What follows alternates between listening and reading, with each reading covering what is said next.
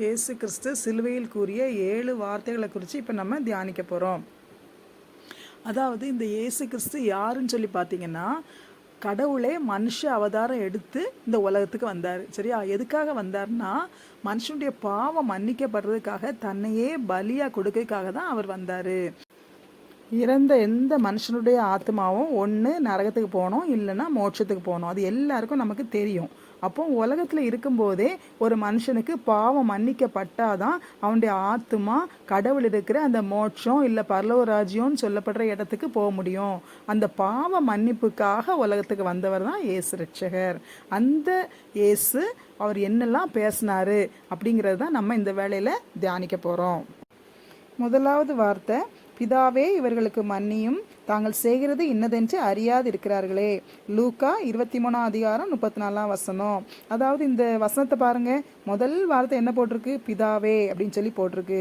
அப்போ அவர் ஆரம்பிக்கும் போதே பிதாவேன்னு சொல்றதான் பார்க்குறோம். அந்த சிலுவையில் அந்த வேதனை இடையில கூட அவர் என்ன சொல்றாரு? பிதாவேன்னு சொல்லி கூப்பிடுறாரு. அப்போ நமக்கு கற்றுத்தர்ற காரியம் என்ன தெரியுமா? இறைவனை அப்பா என்று கூப்பிட வேண்டும் என கற்றுத்தருகிறார். எந்த நேரத்துலையும் பைபிளில் நீங்கள் வாசித்து பார்த்தீங்கன்னா அவர் எப்போவுமே சொல்லுவார், நானும் பிதாவும் ஒன்றா இருக்கிறோம் அப்படின்னு சொல்லி இறைவன் தான் கூடவே இருக்கிற மாதிரியே தான் அவர் பேசிக்கிட்டே இருப்பார். அப்போ அதே மாதிரி தான் நம்ம இந்த உலகத்தில் இருக்கும்போது இறைவன் என் கூடவே இருக்காரு, ஏசப்பா என் கூடவே இருக்கிறாரு அப்படிங்கிற நம்பிக்கையோடு என்ன செய்யணும்? வாழணும். அவர் என்னை பார்த்துட்டு இருக்காரு, அதனால நான் பாவம் செய்ய மாட்டேன். ஏசப்பா என்னை பார்த்துக்கிட்டே இருக்கும்போது நான் எப்படி பாவம் செய்ய முடியும் அப்படின்னு சொல்லி பாவத்தை விட்டு விலகணும். அப்போ ஆண்டவர் என்ன சொல்லி கொடுக்குறாருன்னா, நமக்கு அப்பான்னு சொல்லி அவரை கூப்பிடணும்னு சொல்லி நமக்கு கற்றுத்தராரு. அடுத்து பார்த்தீங்கன்னா, நமது பாவங்கள் மன்னிக்கப்பட நமக்காக வேண்டுதல் செய்கிறார். அதே வசனத்தை வாசித்து பாருங்க. பிதாவே அப்படின்னு ஆரம்பிச்சவர் இவர்களுக்கு மன்னியும் அப்படின்னு சொல்லி சொல்றாரு. யாருக்கு மன்னிக்க சொல்றாரு? சுற்றி இருக்கிற கூட்டம் எப்படிப்பட்டவங்க? துப்புறாங்க, மிதிக்கிறாங்க, அடிக்கிறாங்க, தலையில முள்முடியை வச்சு அப்படி அடிக்கிறாங்க. அப்படிப்பட்ட கூட்டத்தை பார்த்து அவர் சொல்றாரு, இவர்களுக்கு மன்னியும் சொல்லி கேட்கிறாரு. அப்போ நமக்கு மன்னிப்பை வாங்கி தரக்கூடியவராக இருக்கிறாரு. தன்னுடைய உயிரையே அதுக்காக தான் தந்தாரு. தன்னுடைய ரத்தத்தையே பலியாக தான் இந்த பாவங்களுக்காக சிந்தினாரு. அவர் என்ன செய்றாரு பாருங்க, அந்த சிலுவையில் வேதனையின் மத்தியில் கூட பிதாட்ட என்ன சொல்றாரு? இவர்களுக்கு மன்னியும் சொல்லி சொல்றாரு. அடுத்து அதே வசனத்தை வாசித்து பாருங்க. தாங்கள் செய்கிறது இன்னதென்று அறியாது இருக்கிறார்களே அப்படின்னு சொல்லி போட்டிருக்கு. அப்போ அவர் என்ன சொல்றாரு பாருங்க, நாம் அறியாமல் செய்கிறோம் என்று நமக்காக பரிந்து பேசுகிறார். நம்ம செய்யறதெல்லாம் தெரிஞ்சு செய்யலை. ஒருவேளை அங்கே சுற்றி இருக்கிற ஜனங்கள் என்ன பண்றாங்க? துப்புறாங்க, அடிக்கிறாங்க, கேவலமாக பேசுகிறாங்க. அதெல்லாம் அவங்க யாருன்னே தெரியாமல், ஏசப்பா ஏதோ சாதாரண மனுஷன், அவர் பின்னாடி நிறைய கூட்டம் போச்சு, நிறைய அற்புதம் பண்ணார், அதனால அவர் பின்னாடி போயிட்டாங்க, அப்படிப்பட்ட ஒரு ஆளுக்கு தான் நம்ம பனிஷ்மெண்ட் கொடுக்கணும்னு அவங்க நினச்சாங்க. ஆனால் உண்மையில் மனுஷனுடைய பாவத்தை மன்னிக்கிறதுக்காக உலகத்துக்கு ரத்தம் சிந்த அவரை தான் சிலுவையில் அறையிறாங்கங்கிறது கூட அவங்களுக்கு தெரியாது. அதனால தான் அவர் என்ன சொல்கிறாரு? அறியாமல் செய்கிறாங்கன்னு சொல்லி சொல்கிறாரு. அப்போ நாமளும் கூட நம்மளை சுற்றி இருக்கிற ஜனங்களுக்கு என்ன செய்யணும்? மன்னிக்கிறவங்களா இருக்கணும். அவர் அதை எதிர்பார்க்கிறாரு. அவர் எப்படி சொல்லிக் கொடுக்காரு பாருங்க, கொடுமையான மனிதர்களையும் மன்னிக்க வேண்டும் என்று கற்றுத்தருகிறார். அவரை சுற்றி இருக்கிற ஜனங்கள் அப்படி பொல்லாதவங்களா இருந்தா கூட, பிதாவே இவர்களுக்கு மன்னியும், தாங்கள் செய்கிறது இன்னதென்று அறியாது இருக்கிறார்களேன்னு அவங்களுக்காக பரிந்து பேசுறத பார்க்கும்.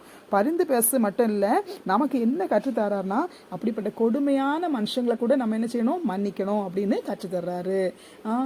ஒருவேளை குடும்பத்தில் அண்ணன் தம்பிக்குள்ள சண்டை இருக்கலாம், அக்கா தங்கச்சிக்குள்ள சண்டை, அதே மாதிரி மாமனார் மாமியார், ஒவ்வொருத்தரும் மருமகளோட சண்டை, நிறைய பிரச்சனைகள் இருக்கலாம். அதுக்கெல்லாம் மெயின் காரணம் என்னன்னு சொல்லி பார்த்தீங்கன்னா, அவங்க மன்னிக்காமல் இருக்கிறனால ஒருத்தருக்கு ஒருத்தர் பேசாமல் இருந்தே நிறைய பிரச்சனைகள் உருவாகிட்டே இருக்கும்.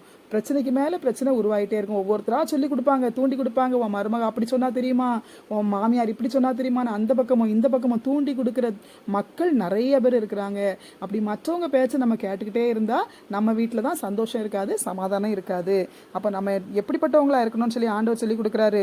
கொடுமையான மனுஷங்களை கூட என்ன செய்யணும்? நம்ம மன்னிக்கணும். நம்ம குடும்பத்தில் இருக்கிறவங்கள மன்னிக்கணும். பிரச்சனைக்கு காரணமான மனுஷன் நம்மகிட்ட மன்னிப்பு கேட்டானா அவனை மன்னிக்கணுங்கிறது தான் ஆண்டவர் எதிர்பார்க்குறாரு. பழி வாங்கக்கூடாது. பழி வாங்குதல் ஆண்டவருக்கு தான் உரியது. அவர் பதில் செய்வார். நம்ம நல்லா ஜெபிக்கணும். எந்த மனுஷனால் நமக்கு இடைஞ்சல் வருதோ அவங்க பேரை சொல்லி நம்ம டெய்லி ஜெபம் பண்ணோம்னா ஆண்டவர் பார்த்துக்கிடுவார். பைபிள் வசனம் சொல்லுது, நீங்கள் சும்மா இருப்பீர்கள், கர்த்தர் உங்களுக்காக யுத்தம் செய்வார்னு தான் சொல்லப்பட்டிருக்கு. அப்போ நம்ம அமைதியாக இருந்து ஜெபம் பண்ணோம்னா நிறைய பிரச்சனைகளை சால்வ் பண்ண முடியும். அடுத்து அவர் 2வது சொன்ன வசனம் என்னன்னு சொல்லி பார்த்தீங்கன்னா, இன்றைக்கு நீ என்னுடனே கூட பரதீசில் இருப்பாய் அப்படின்னு சொல்லி சொல்லப்பட்டிருக்கு. இது லூக்கா 23 அதிகாரம் 43 வசனத்தில் சொல்லப்பட்டிருக்கு. அப்போது ஏன் அந்த வார்த்தையை ஆண்டவர் சொல்கிறாருன்னு சொல்லி பார்த்தோன்னா, எந்த பாவியானாலும் மன்னிக்க வேண்டும் என மாதிரியாக செய்து காண்பிக்கிறார். இயேசுவை சிலுவையில் அரைஞ்சப்போ அவரோட 2 பக்கத்துலேயும் 2 சிலுவையில் 2 கள்ளர்களை சிலுவையில் அரைஞ்சாங்க அப்படின்னு சொல்லி பைபிளில் போட்டிருக்கு. அதில் ஒரு பக்கத்தில் இருந்த ஒரு கள்ளன் அவரை எல்லாரையும் போல் அவங்களோட சேர்ந்துக்கிட்டு நிந்திக்கிறான். ஆனால் அடுத்த பக்கத்தில் இருந்த கள்ளனும் அவனை பார்த்து சொல்கிறான், நாம் செஞ்ச பாவத்துக்கான தண்டனையை இந்த சிலுவையில் அனுபவிக்கிறோம், ஆனால் அவரோ எந்த தவறும் செய்யலையே, நீ ஏன் அவரை நிந்திக்கிறேன்னு சொல்லி அவனை பார்த்து கேட்குறத பார்க்குறோம். அந்த நேரத்தில் தான் ஆண்டவர் அவனை பார்த்து சொல்கிறாரு, இன்றைக்கு நீ என்னோடு கூட பரதீசில் இருப்பாய் அப்படின்னு சொல்கிறத பார்க்குறோம்.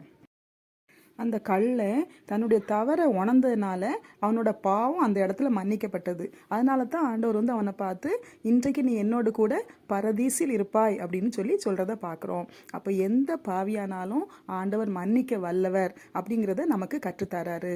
நம்மளும் கூட நம்மளை சுற்றி இருக்கிற ஜனங்கள் குறை உள்ளவங்க எத்தனையோ பேர் இருக்கலாம், அவங்கள மன்னிக்கக்கூடியவங்களா இருக்கணும். யாரையும் எந்த தவறுகளையும் சுட்டி காட்டி அவங்கள வெறுக்கக்கூடாது. அவங்கள அந்த தவறுல இருந்து திருத்ததுக்கு நம்ம என்ன செய்யணும், எப்போவுமே முயற்சி செய்யணும். அதை தான் நம்ம ஆண்டவர் எப்போதுமே எதிர்பார்க்குறாரு. ஒரு தவறான வாழ்க்கை வாழ்ந்த ஒரு பெண்ணு அவள் தவறு செய்யும்போது கண்டுபிடிக்கப்பட்டு அந்த பெண்ணை ஏசப்பா முன்னாடி கூட்டிகிட்டு வராங்க. கூட்டிகிட்டு விட்ட உடனே அவற்றை சொல்கிறாங்க, இவ மேலே கல் எறிஞ்சு கொல்லணும் அப்படின்னு சொல்லி சொல்கிறாங்க.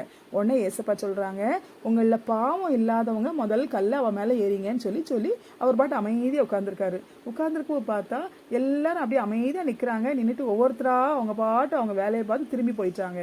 கடைசியில் பார்த்தா ஏசப்பாவும் அந்த பொண்ணும் தான் நிற்கிறாங்க. உடனே அவர் கேட்குறாரு, ஏமா ஒருத்தரும் உன் மேலே கல் எரியலையா, நீ பாவின்னு சொல்லி யாரும் உன்னை தீர்க்கலையான்னு சொல்லி கேட்ட உடனே அவர் சொல்கிறா, இல்லை ஆண்டவரேன்னு சொல்கிறா. அப்போ அவர் சொல்கிறாரு, நானும் உன்னை பாவின்னு சொல்லி தீர்க்கலை, இனிமே பாவம் செய்யாத அப்படின்னு சொல்லி அவளை மன்னிச்சு அனுப்பி விடுறத பார்க்குறோம்.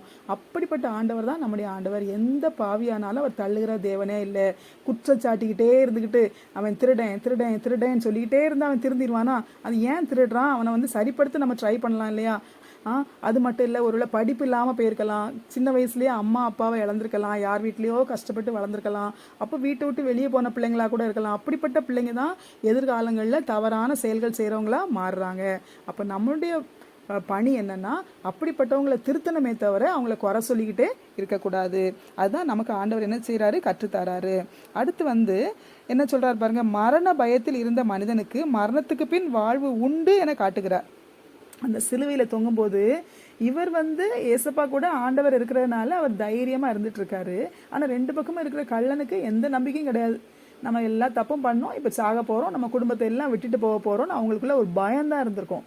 அப்போது ஆண்டவர் என்ன சொல்கிறார் பாருங்க, இன்றைக்கு நீ என்னுடைய கூட பரதீசில் இருப்பாயின்னு சொல்லி அந்த திருடனை பார்த்து சொல்கிறாரு.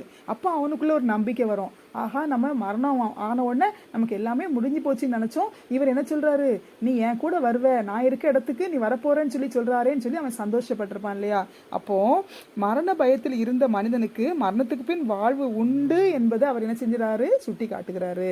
அந்த திருடனுக்கு சொல்கிறாரு, நீ ஏன் கூட வரப்போறப்பா, நீ ஏன்ப்பா பயப்படுறன்னு தைரியம் சொல்கிற மாதிரி இந்த இடம் இருக்குது. அப்போ நாமளும் கூட என்ன செய்யணும், மரண பயத்தில் இருக்கிற மக்கள் நிறைய பேர் இருக்காங்க. தனக்கு ஏதாவது ஆயிருமோ, ஏதாவது நோய் வந்துட்டுனாலே உடனே டாக்டரை பார்த்து போவாங்க, என்னென்ன டெஸ்ட்லாம் உண்டோ எல்லாம் எடுத்து பார்ப்பாங்க. ஏன்னா பயம், தனக்கு எதுவும் ஆயிடக்கூடாதுங்கிற பயம். அப்போ மரண பயத்தில் இருக்கிற அந்த மக்களுக்கு நம்ம சொல்ல வேண்டிய விஷயம், இந்த உலகத்தில் பாவம் மட்டும் மன்னிக்கப்பட்டுட்டுனா இந்த உலக வாழ்க்கையில் என்னைக்கு நமக்கு மரணம் வந்தாலும் கடவுள் இருக்கிற அந்த பரலோக ராஜ்யத்துக்கு நம்ம போவோம். அது சந்தோஷமான இடம்.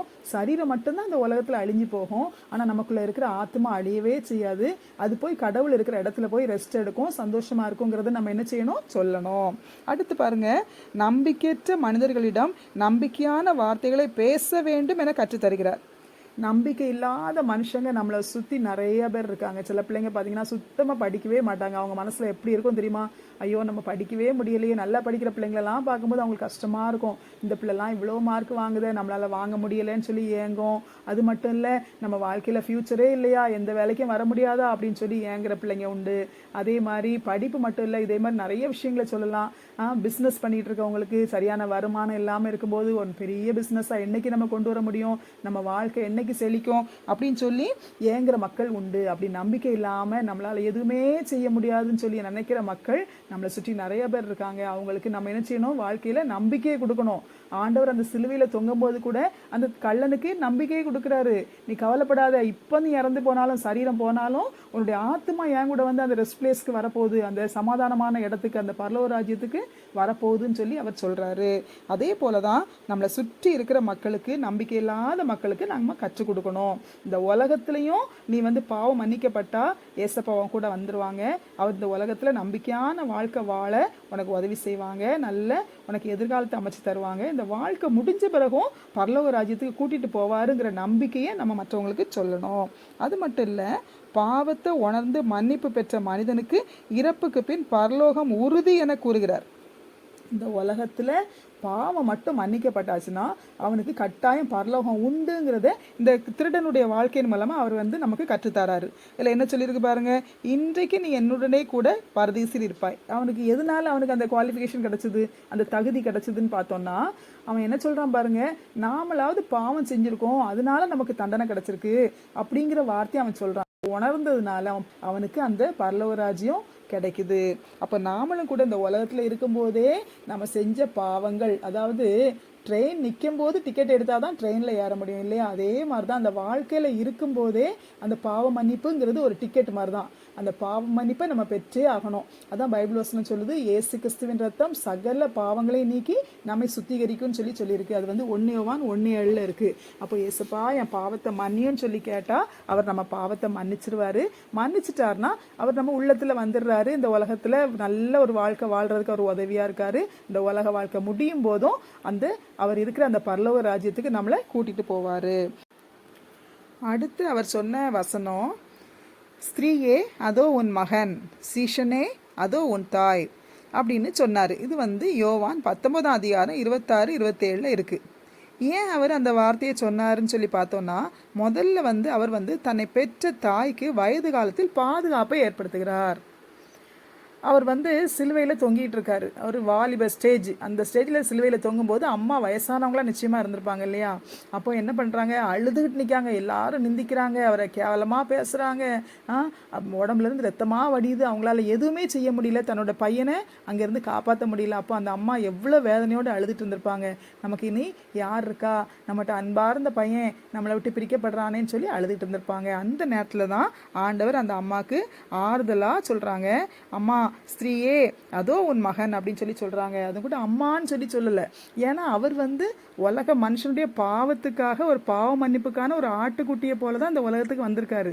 அப்போ அந்த உலகத்துல இருக்கும்போது அந்த அம்மா தாயா இருக்கிறாங்க. இப்போ அவங்களுடைய பந்தம் முடியுது. அதனால அவங்களை என்ன சொல்றாரு, ஸ்திரீயேன்னு கூப்பிட்டு சொல்றாங்க, அதோ உன் மகன் அப்படின்னு சொல்றாங்க.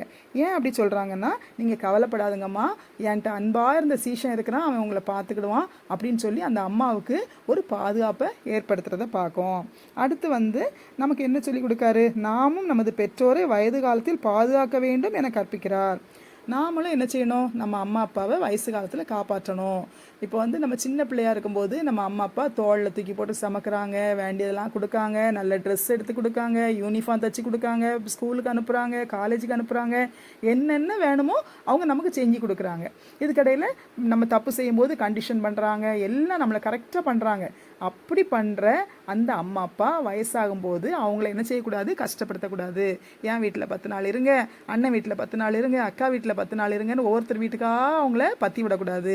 இருக்கிற வீட்டில் வச்சு என்ன செய்யணும், ஆதரிக்கணும். அண்ணனுக்கு வந்து பெரிய வீடு கொடுத்துட்டாங்க, தம்பிக்கு சின்ன வீடு கொடுத்துட்டாங்க, எனக்கு நிறையா நகை போட்டாங்க, அவளுக்கு குறையா போட்டாங்க அப்படின்னு சொல்லி ஒன்று ஒன்றா ரெண்டு எல்லாம் கம்பேர் பண்ணி ஒருத்தருக்கு ஒருத்தர் அம்மா மேலே அப்பா மேலே வெறுப்பை காட்டக்கூடாது. கடைசி காலத்தில் அவங்க சமாதானமாக சந்தோஷமாக இருக்கிறதுக்கு நம்ம உதவியாக இருக்கணும். அடுத்து வந்து வேதனையோடு நின்ற தன் நண்பனுக்கு பாதுகாப்பு கொடுக்குறார். தன் தாய்க்கு மட்டும் இல்லை, அவர் வந்து பக்கத்துல இருந்து அழுதுகிட்டு இருக்க அந்த சீஷனையும் பார்க்குறாரு. அந்த பையனை என்ன செஞ்சுட்டு இருக்கான், அழுதுட்டு இருக்கிறான். அவனுக்கு எவ்வளோ வேதனை. தன்னோடு கூட இருந்த ஆண்டவர் இப்போ சிலுவையில் அறையப்பட்டாச்சு, அவர் இறந்து போறாரு. இனிமேல் நமக்கு யார் இருக்கா, இவ்வளோ அன்பான ஒருத்தர் நம்ம இழந்து போகிறோமேன்னு அவன் வேற நின்று அழுதுட்டு இருக்கான். அப்போ தான் அவர் என்ன செய்கிறார் பாருங்க, அந்த பையனுக்கும் கூட ஒரு ஆறுதலை கொடுக்குறாரு. அப்போ என்ன சொல்றாரு, சீஷனே அதோ உன் தாய் அப்படின்னு சொல்லி சொல்றாரு. நீ அழாதப்பா, அம்மா இருக்க இருக்காங்க பாரு, அவங்க உன்னை பார்த்துக்கிடுவாங்க, என்ன மாதிரியே உன்கிட்ட அன்பாக இருப்பாங்க, நீ கவலைப்படாத அப்படின்னு சொல்லி சொல்கிறது மாதிரி இருக்குது இல்லையா. அப்போ வந்து ஆண்டவர் வந்து தன்னோட தாய்க்கு மட்டும் இல்லை, பக்கத்தில் நீ வேதனையோடு இருக்கிற தன்னுடைய அந்த சீடனுக்கும் பாதுகாப்பை ஏற்படுத்துகிறாரு. அப்போது நாமளும் என்ன செய்யணும்னு சொல்லி ஆண்டவர் கற்றுக் கொடுக்குறாருன்னா, நாமும் நம்மை சுற்றி உள்ளவர்களுக்கு அவர்கள் கஷ்டங்களில் ஆறுதலாக இருக்க வேண்டும் என கற்பிக்கிறார். நம்மளை சுற்றி உள்ள ஜனங்களை பற்றி நம்ம பார்க்கணும். நம்ம வீட்டில் உள்ள அம்மா அப்பா அண்ணன் தம்பியை மட்டும் பார்த்துக்கிட்டு சுயநலமாக வாழக்கூடாது. மற்றவங்களுக்கு இருக்கிற கஷ்டங்களுக்கும் நம்மளால் முடிஞ்ச உதவியை செய்யக்கூடியவங்களாக இருக்கணும்.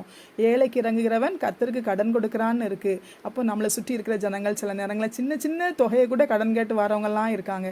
அப்படிப்பட்டவங்களுக்கு நம்மளால் முடிஞ்ச உதவியெல்லாம் என்ன செய்யலாம். அது கூட ஆண்டோர் பார்வையில் பெரிய விஷயந்தான். இந்த உலகத்தில் நம்ம பேங்கில் சேர்த்து வைக்கிறோம், அது உலகம் இருக்கிறது வரை அந்த பணம் உதவும். ஆனால் உலக வாழ்க்கைக்கு பிறகு நமக்கு நம்ம கூட வர்றது நம்ம சேர்த்து வைக்கிற புண்ணியம் தான், மற்றவங்களுக்கு செய்கிற உதவி தான் நம்ம கூட வரும். அப்போது நம்ம என்ன செய்யணும், நம்ம சுற்றி உள்ள மக்களுக்கு என்ன செய்யணும், உதவி செய்யக்கூடிய பிள்ளைங்களா, அவங்களுக்கு ஆறுதலாக இருக்கிறவங்களா இருக்கணுங்கிறது ஆண்டவர் விரும்புகிறாரு. அடுத்து பார்த்தீங்கன்னா 4வது அவர் சொன்ன வார்த்தை, என் தேவனே என் தேவனே ஏன் என்னை கைவிட்டீர் அப்படின்னு சொல்லி சொல்கிறார். இது வந்து மத்தேயு 27ஆம் அதிகாரம் 46ஆம் வசனத்தில் போடப்பட்டிருக்கு. அவர் ஏன் அப்படி சொன்னார், இவ்வளோ நாளும் சொன்னார் பிதா என் கூடவே இருக்கிறாரு, அவர் என்னை விட்டு போகவே மாட்டார் அப்படின்னு அப்படி ரொம்ப தைரியமாக பேசுவார், நம்பிக்கையான வார்த்தையை பேசுகிற ஆண்டவர் இந்த இடத்துல வரும்போது மட்டும் என் தேவனே ஏன் என்னை கைவிட்டீர்னு சொல்லி சொல்கிறாரு. இது பார்க்க போனால் என்ன ரீசனுக்காக இருக்கலாம்னா, முதல் காரியம் பிதா அவரை விட்டு விலகியதால் இவ்வாறு கூறினார். ஏன் பிதா அவரை விட்டு விலகி போகிறாரு, அவர் விலகி போக சான்ஸே இல்லை, எப்பவும் கூட இருக்கிறாரு, இவரும் அவரை மகிமைப்படுத்துகிறாரு, அவரும் இவரை மகிமைப்படுத்துகிறாரு. அப்படி ஆண்டவருடைய பிரசன்னத்துக்குள்ளே இருக்கிறவரை விட்டு எப்படி பிதா போகிறாருன்னு சொல்லி பார்த்தோன்னா, உலக மனிதர்களுடைய பாவங்கள், மனுஷனுடைய பாவங்கள் எல்லாம் அவர் மேலே அந்த நேரத்தில் சுமத்தப்பட்டுச்சு. மனுஷனுடைய பாவத்துக்காக தன்னையே பலியாக கொடுக்கக்கூடிய ஒரு ஆட்டுக்குட்டியை போல தான் அந்த இடத்துல தொங்கிட்டு இருக்காரு. அப்படி இருக்கும்போது மனு குலத்தினுடைய பாவம்லாம் அவர் தலையில் சுமத்தப்பட்ட உடனே கடவுளுங்கிறவர் வந்து பயங்கர பரிசுத்தமானவர், அக்னியானவர். அவர் வந்து பாவத்தை பார்க்கவே முடியாது, அவர் பக்கத்தில் இருக்க முடியாது. அப்போ பாவம் உள்ள இடத்துல அவர் இருக்கவும் முடியாது. அதனால அவருடைய பிரசன்னம், அந்த பிதாவானவர் அவரை விட்டு விலகி போறாரு. அதனால தான் இவர் என்ன செய்யறாரு, என் தேவனே ஏன் என்னை கைவிட்டீர்னு சொல்லி கதறத பார்க்குறோம். அடுத்து பாருங்க, தன் பிதாவை ஒரு நிமிஷம் கூட பிரிய விரும்பவில்லை என்பதை நிரூபிக்கிறார். அந்த பிதாவானவர் விலகி போறதை அவரால் தாங்கவே முடியலை. சின்ன பிள்ளைங்க ஸ்கூலில் இந்த எல்கேஜிலாம் சேர்க்கும்போது பார்த்தீங்கன்னா பெற்றோர் வந்து உள்ளே விட்டுட்டு போவாங்க கிளாஸ் ரூமில். பிள்ளைங்க கத்தும் பாருங்க, கதவை சாத்தி வச்சாலும் சரி, ஜன்னலோடியாவது கையை விட்டுட்டு அப்பா அம்மா என்னை கூட்டிகிட்டு போங்க அப்படின்னு அழுவாங்க. ரொம்ப நேரம் அவங்க போன பிறகு கூட அழுதுகிட்டே இருப்பாங்க, அப்பாட்ட போகணும் அம்மாட்ட போகணும்னு அழுதுகிட்டே இருப்பாங்க. காரணம், அந்த பிள்ளைங்க அப்பாவை அம்மாவை பிரிய விரும்பலை, அவங்க அன்பு தன்னை விட்டு போகிறத அவங்க விரும்பலை, அடுத்தவங்க எப்படி இருப்பாங்களோ அப்படின்னு சொல்லி அந்த பிள்ளைங்க நினைக்காங்க. அந்த சின்ன குழந்தைங்க அப்படி நினைக்கும் போது நம்ம ஏசப்பா அந்த உலகத்தில் இருக்கப்போ அவர் கடவுளோட கூடவே இருக்கிறாரு, எப்பவும் ஒன்றா இருக்கிறாங்க, சக்தி வாய்ந்தவரா அதனால் அவர் இருக்காரு, நல்ல தைரியமாக பேசுகிறாரு, நிறைய அற்புதத்தை செய்கிறாரு. அப்படி கூடவே இருந்தவர் திடீர்னு இவரை விட்டு போன உடனே அவரால் தாங்க முடியல. அதனால என் தேவனே ஏன் என்னை கைவிட்டீன்னு சொல்லி சொல்கிறாரு. அடுத்து, இறைவனை விட்டு பிரிவது வேதனையான காரியம் என அனுபவித்து கூறுகிறார். கடவுள் வந்து நம்மளை விட்டு விலகி போகிறதுங்கிறது பெரிய பயங்கரமான விஷயம் பார்த்துக்கோங்க. அதாவது ஒரு மனுஷன் ஃப்ரெண்ட்ஷிப் நம்மளை விட்டு போகலாம், யாருனாலும் நம்ம வாழ்க்கையை விட்டு போகலாம். ஆனால் கடவுள் வந்து நம்மளை கைவிட்டுட்டாருங்கிற நிலைமை வந்து எந்த மனுஷனுக்குமே வரக்கூடாது. ஏன்னா ஆபத்து நேரத்தில் உதவி செய்கிறது மனுஷங்களால் முடியவே முடியாது. ஆபத்து காலத்தில் என்னை நோக்கி கூப்பிடு, நான் உன்னை விடுவிப்பேன் அப்படின்னு ஆண்டவர் சொல்லியிருக்கிறாரு. அவர் எப்பவும் நம்ம கூடவே இருக்கிறவர். கூடவே இருக்கிற ஆண்டவர் வந்து நம்மளை விட்டு விலகி போயிட்டார்னா சந்தோஷமே முதல்ல போயிடும். ஏன்னா ஏசப்பா நம்ம உள்ளத்தில் இருந்தார்னாலே சந்தோஷம் இருக்கும், சமாதானம் இருக்கும், எப்பவும் மகிழ்ச்சியாக எந்த வேலையும் நம்மளால் செய்ய முடியும், உற்சாகமாக செய்ய முடியும். அப்போ அவர் விலகி போயிட்டார்னா அந்த உற்சாகம் நம்மளை விட்டு போயிடும், சந்தோஷம் போயிடும், நம்மளால் எதுவுமே செய்ய முடியாதுங்கிற எண்ணம் நமக்குள்ளே வர ஆரம்பிச்சிடும். அப்போது நம்ம வந்து இறைவனை விட்டு பிரிகிறதுங்கிறது எவ்வளோ வேதனையான அனுபவங்கிறத அந்த இடத்துல அனுபவித்து அவர் சொல்கிறாரு. நம்ம வாழ்க்கையிலையும் நம்ம ஆண்டவரை விட்டு ஒரு நிமிஷம் கூட பிரியக்கூடாது. பிரிஞ்சோன்னா நம்ம வாழ்க்கையில் இருக்கிற சந்தோஷம் சமாதானம் எல்லாமே போயிடும். அதை தான் அவர் இந்த இடத்துல நமக்கு கற்றுக் கொடுக்குறாரு. அது மட்டும் இல்லை பாருங்கள், இறைவன் நம்மை விட்டு பிரியும்படியான பாவ காரியங்கள் நம் வாழ்வில் வரக்கூடாது என கற்பிக்கிறார். அதாவது உலக பாவங்கள் எல்லாம் அவர் மேலே சுமத்தப்பட்டதுனால இறைவன் அவரை விட்டு பிரிகிறாரு. பிரியும் போது அது அவரால் தாங்க முடியாமல் என் தேவனே ஏன் என்னை கைவிட்டீன்னு சொல்லி அவர் சத்தம் போடுறத பார்க்குறோம். அப்போது நாமளும் கூட நம்ம வாழ்க்கையில் பாவத்துக்கு இடம் கொடுக்கக்கூடாது. பாவம், தவறுகள், அநியாயங்கள், அக்கிரமங்கள்லாம் நம்ம செய்ய ஆரம்பித்தோன்னா கடவுள் நம்மளை விட்டு, நம்ம வாழ்க்கையை விட்டு விலகி போயிடுவார். அவர் விலகி போயிட்டார்னா நமக்கு சந்தோஷமே இருக்காது. பைபிளில் கூட தாவீதுங்கிற ராஜாவை பற்றி சொல்லப்பட்டிருக்கு. அவன் பாவம் செஞ்சப்போ அவன் அந்த சந்தோஷத்தெல்லாம் இழந்துட்டான். ரட்சணியத்தின் சந்தோஷத்தை திரும்ப எனக்கு தாரோன்னு சொல்லி ஆண்டவர்கிட்ட கெஞ்சி அழுறதை நம்ம பார்க்குறோம். அப்போ அந்த சந்தோஷம், சமாதானம் எப்பவும் நம்மகிட்ட நிலச்சி இருக்கணும்னா நம்ம பாவ வாழ்க்கைக்குள்ளே போகக்கூடாது. இது சின்ன பாவம் தானே, இது ஏசப்பாவுக்கு தெரியாது, அவர் மன்னிச்சிருவாரு அப்படின்னு சொல்லி பாவத்தை செஞ்சுட்டு அவர்கிட்ட வரக்கூடாது. ஏசப்பா எந்த பாவனாலும் மன்னிச்சிருவாருன்னு சொல்லி நீங்கள் செஞ்சுட்டு வந்தீங்கன்னா செஞ்ச பாவத்துக்கு கட்டாயம் தண்டனை உண்டு. எந்த ஒரு பொருளுமே அடிமையானோன்னா, போதை பொருளுக்கு அடிமையானா நிறைய கேன்சர் சம்மந்தமான நோய்கள்லாம் வருதுன்னு சொல்லி சொல்கிறாங்க. அப்போது எந்த ஒரு அடிமைப்படுத்தக்கூடிய காரியத்துக்கும் நம்ம என்ன படக்கூடாது, ஆட்கொள்ளப்படக்கூடாது. அதை தான் ஆண்டவர் என்ன பண்ணுறாரு, விரும்புகிறாரு. ஆண்டவர் நம்மளை விட்டு பிரியும்படியான எந்த காரியங்களும் நம்ம வாழ்க்கையில் வரவே கூடாது. அடுத்து பாருங்க, நம்ம ஆண்டவர் சிலுவையில் தொங்கும்போது சொன்ன வார்த்தை தாகமாக இருக்கிறேன். இது எதில் இருக்குன்னா யோவான் 19ஆம் அதிகாரம் 28ஆம் வசனத்தில் இருக்குது. தாகமாக இருக்கிறேன் அப்படின்னு ஏன் சொல்கிறாரு? இது வேற அவர் தன்னோட காரியத்துக்காக ஜெபிக்கவே இல்லை. சுற்றி இருந்த மக்களுக்காக ஜெபம் பண்ணுறாரு, அவங்கள மன்னியோங்கிறாரு, அம்மாவுக்கு ஆறுதலை கொடுக்காரு, சீஷனுக்கு ஆறுதலை கொடுக்காரு. கடைசியில் என்ன சொல்லிட்டாரு, என் தேவனே ஏன் என்னை கைவிட்டீர்ங்கிற வார்த்தை சொல்கிறார். அப்போ ஆண்டோடைய பிரசன்னம் அவரை விட்டு போயாச்சுன்னு அர்த்தம். உடனே அவருக்கு எல்லாம் வேதனைகள் எல்லாம் தெரிய ஆரம்பிக்குது. அதாவது முதல் காரியம் என்னென்னா, பிதாவானவர் அவரை விட்டு விலகியதால் சரீர தேவைகள் தெரிய ஆரம்பிக்கிறது. அவர் கடவுளுடைய பிரசன்னம் அவரை விட்டு விலகி போகுது. அந்த வெளிச்சம் அந்த இடத்த விட்டு கடந்து போனவுடனே இருட்டு, அந்த இருட்டான உடனே அவருக்குள்ள என்ன செய்யுது, எல்லாம் தெரியுது. தண்ணி தாகம். ஏன்னா முந்தின நாளே அவரை காவலில் வச்சு அடித்து இழுத்துட்டு விசாரணை பண்ணி சிலுவையில் அரைஞ்சிருக்காங்க. அப்போ தான் அவருக்கு தன்னுடைய உடம்புல உள்ள தேவையே தெரியுது. முதல்ல கேட்குறது தண்ணின்னு தான். எல்லாருமே அந்த பலவீனமாகறவங்க கேட்குற வார்த்தை தண்ணியை தான் கேட்பாங்க. அதனால தான் அவர் என்ன பண்ணுறாரு, அந்த பிதாவானவர் அவரை விட்டு விலகினதுனால சரீர தேவைகள் தெரிய ஆரம்பித்த உடனே தாகமாக இருக்கிறேங்கிற வார்த்தையை அவர் சொல்கிறத பார்க்குறோம். அடுத்து பார்த்தீங்கன்னா, அழிந்து போகிற மனுக்குலத்துக்கு பாவ மன்னிப்பை பற்றி கூற யார் போவார் என வேதனைப்படுகிறார். அது மட்டும் இல்லை, அந்த சரீர வேதனை தெரியுது. அந்த நேரத்தில் கூட அவர் நினைக்கிறாரு, ஐயோ நம்ம வாழ்க்கை முடிய போகுதே, நம்ம பாவ மன்னிப்பை பற்றி மற்றவங்களுக்கு சொல்லதுக்கு யார் போவாங்க இந்த உலகத்தில்? பாவ மன்னிப்புக்காக தான் இந்த உலகத்துக்கு நம்ம வந்தோம், பலியாக வந்தோம், எல்லாம் நிறைவேற்றி முடிச்சிட்டு இருக்கோமே, இனிமே என்னோட பணியை யார் செய்வாங்க அப்படின்னு சொல்லி ஆதங்கத்திலையும் இந்த வார்த்தையை தாகமாக இருக்கிறேன்னு சொல்லி சொல்கிறத பார்க்குறோம். அடுத்து பிதாவானவர் விலகியதால் அவருடைய பலம் எல்லாம் போய்விட்டது. அதாவது பிதா அந்த கடவுள் நம்ம கூட இருக்கும்போது பயங்கர ஸ்ட்ரென்த்தாக இருக்கும், பலமாக இருக்கும். நம்மளால் தைரியமாக பேச முடியும், எதையும் செய்யலாங்கிற ஒரு நம்பிக்கை இருந்துக்கிட்டு இருக்கும். ஆனால் ஆண்டோடைய பிரசன்னம் நம்மகிட்ட இல்லைன்னு வைங்களேன். இப்போ எக்ஸாம்பிள், சரியா நம்ம சர்ச்சுக்கு போகல, சரியா ஜெபம் பண்ணலை, சரியா பைபிள் வாசிக்கலை, ரொம்ப ஆண்டவரை விட்டு விலகி போயிட்டே இருக்கும், பாவ காரியங்களும் வாழ்க்கையெல்லாம் வர ஆரம்பிச்சதுன்னு வைங்களேன், ஆண்டோடைய பிரசன்னம் சுத்தமாக நம்மளை விட்டு போயிடும். அப்போது சந்தோஷம், சமாதானம் எல்லாம் போயிருமா. அப்போ பலமே இல்லாத மாதிரி ஒரு ஃபீலிங் சில நேரங்களில் தோண ஆரம்பிச்சிடும். அப்போ அதனால தான் அப்படி பலவீனமாக இருக்கும்போது சாப்பிடக்கூட தோணாது, ஆனால் தண்ணியை ரொம்ப குடிக்கணும் போல தோணும். அப்போ அதனால தான் அந்த பிதாவானவர் அவரை விட்டு போனனால அவருடைய பலம் எல்லாம் இல்லைங்கிற ஒரு ஃபீலிங்குள்ளே அவர் வந்த உடனே தாகமாக இருக்கிறேங்கிற வார்த்தையை சொல்கிறத பார்க்குறோம். அடுத்து அதிக ரத்தம் வெளியேறியதால் தாகமாக இருக்கிறேன்னு சொல்லி சொல்கிறாரு. எல்லாரும் இப்போ ஆக்சிடெண்ட்டில் ஆனவங்க கூட நிறைய ரத்தம்லாம் வெளியே போயிட்டுனா அவங்க முழிச்சு பார்த்தாங்கன்னா தண்ணிங்கிற வார்த்தையை தான் யூஸ் பண்ணுவாங்க. காரணம், நம்ம அந்த ரத்தத்தில் நிறைய தண்ணி சத்து தான் இருக்குது. அந்த தண்ணி சத்து உடம்பு விட்டு வெளியே போயிட்டுனாலே தண்ணி தாகம் தான் எடுக்கும். அப்போ அவர் சரீரத்தில் ரத்தம் வெளியே போனதுனாலையும் தாகமாக இருக்கிறேன்னு சொல்லி சொல்கிறத பார்க்குறோம். அப்போ நம்ம ஆண்டவர் அந்த 5வது சொன்ன வார்த்தையும் கூட பல காரணங்கள்னால தான் இந்த தாகமாக இருக்கிறேங்கிற வார்த்தையை சொல்கிறத பார்க்குறோம். அடுத்து 6வது அவர் சொல்கிறாரு, முடிந்தது அப்படின்னு சொல்லி சொல்றாரு. முடிந்தது அப்படின்னு ஏன் சொல்றாரு, என்ன காரியம்லாம் முடிந்ததுன்னு சொல்லி பார்த்தோம்னா, இந்த முடிந்ததுங்கிற வசனம் யோவான் 19ஆம் அதிகாரம் 30ஆம் வசனத்துல இருக்கு. மனித அவதாரம் முடிந்தது. முதலாவது பார்த்தோம்னா மனித அவதாரம் முடிந்தது. என்ன, அவர் பரலோகத்திலிருந்து ஒரு மனுஷ குழந்தையாக பிறந்து இந்த உலகத்தில் வாழ்ந்து காட்டி நிறைய அற்புதங்கள் செஞ்சு எப்படிலாம் ஜெபிக்கணும், எப்படி வாழணும், எப்படி பேசணும், எப்படி பரிசுத்தமாக வாழணும், எல்லா மக்களுக்கு சொல்லி கொடுக்காரு. கடவுளோடு கூட எப்படி ஐக்கியமாக இருக்கணும், எப்படி அதிகாலையில் எழும்பி ஜெபிக்கணும், பிரச்சனை வரும்போது எப்படி ஜெபிக்கணும்னு எல்லாம் கற்றுக் கொடுத்துட்டு என்ன பண்ணுறாரு, அவர் எல்லாம் கற்றுக் கொடுத்து முடித்த பிறகு தான் சிலுவையில் கொண்டு வந்து அரைகிறாங்க. சிலுவையில் அரைஞ்சி அந்த ரத்தம்லாம் சிந்தப்பட்டு முடித்த உடனே அவர் சொல்கிறாரு, முடிந்தது அப்படிங்கிறாரு. அப்போ என்ன அர்த்தம்னா, மனித அவதாரம் முடிந்தது. இனிமே அவர் மனுஷனாக உலகத்துக்கு வரப்போகிறது இல்லை இல்லையா? அப்போ மனித அவதாரம் முடிந்தது.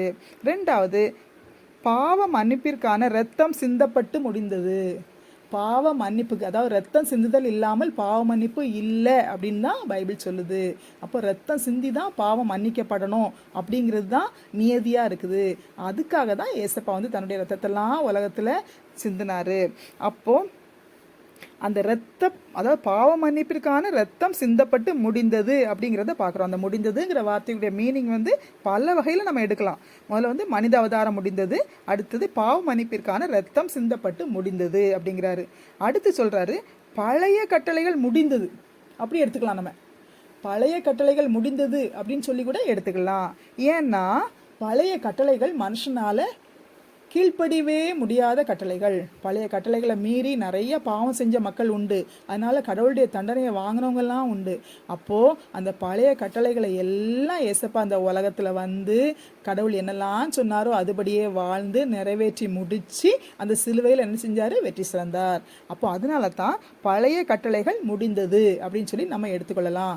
பைபிளில் கூட சொல்லியிருக்கு, அந்த கடைசியில் அவர் உயிரை விடும்போது தேவாலயத்து திரைச்சியில் எப்படி இருந்துச்சா, உயரமாக இருக்குமா, மேலேருந்து கீழே கிழிஞ்சுதான். என்ன அர்த்தம்னா, இனிமேல் எந்த பழைய கட்டளைகள் உடன்படிக்கைகள் கிடையாதுன்னு தான் அர்த்தம். அப்போ புதிய உடன்படிக்கை என்ன நமக்கு ஆண்டவர் கொடுத்துருக்காரு, 2 கட்டளை தான் கொடுத்துருக்காரு. கடவுள்கிட்ட முழுமையான அன்பாக இருக்கணும், மனுஷங்கிட்டையும் அன்பாக இருக்கணும். அந்த சிலுவை யோசிச்சு பாருங்கள், மேலேயும் கீழேயுமா இருக்கிற ஒரு கட்டை என்ன சொல்லுதுன்னா, கடவுள்கிட்ட நீ அன்பாரு. இப்படி சைடாக இருக்கிற கட்டை என்ன சொல்லுதுன்னா, உன்னை சுற்றி இருக்கிற மனுஷங்கிட்ட அன்பாரு. இந்த 2 கட்டளை தான் அவர் கொடுத்துருக்காரு. வேறு எந்த ரூல்ஸும் கிடையாது.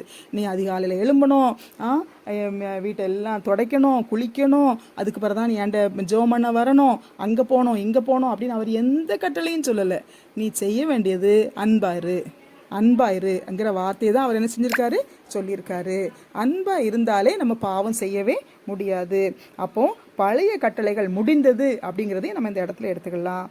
அடுத்து பார்த்திங்கன்னா, சரீர வேதனைகள் முடிந்தது. சரீர வேதனைகள் முடிந்தது. அவ்வளோ நேரம் பாடுபட்டார், அடித்தாங்க, திட்டுனாங்க, நிந்தனையாக பேசினாங்க, எல்லாம் அமைதியாக சகிச்சு முடித்து அவர் என்ன சொல்கிறாரு, முடிந்தது அப்படிங்கிறாரு.